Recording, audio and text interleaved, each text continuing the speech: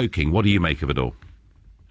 Hi, Nigel. Hello. Listen, you got to give me a moment to laud the kudos on you. First of all, I want to congratulate you for being the prime architect of Brexit. It is like the American Revolution without any bloodshed. Well, sadly, yes.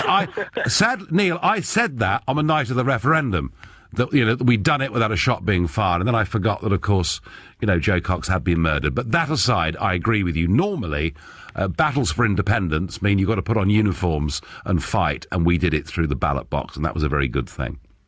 Indeed, and I was thrilled with the result. By the way, before I get labeled as a total right-wing conservative, I'm of the Common Sense Party. Wow. Which is to say, yeah, are you the leader of the party, Neil? I mean, how many members have you got? I'm all alone, apparently.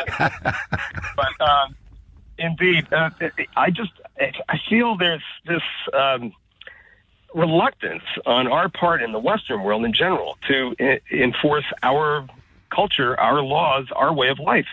Why is it if we visit somewhere in the Middle East, for example, or Asia or whatever, we implicitly have to comply with their culture and their laws?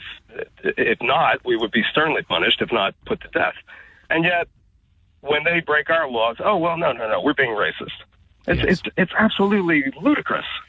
Well, doesn't this all go down to the fact that the fish rots from the head down?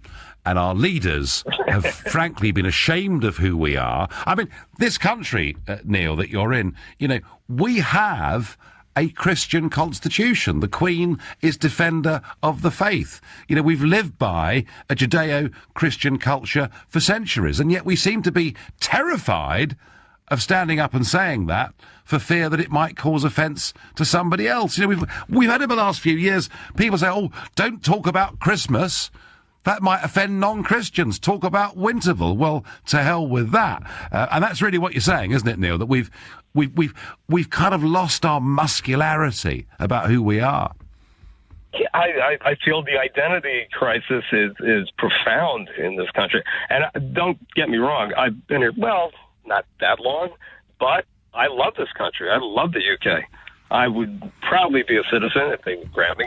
Talk to Theresa. It's going to start getting very tough now after Brexit, Neil, But I absolutely believe, yes, the UK needs to stand rigid, especially now that Brexit is in place.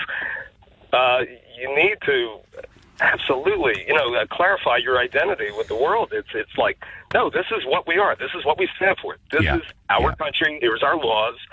If you wish to live here, if you want to coexist with us, this is what you need to comply with. We're not, going to kowtow to you.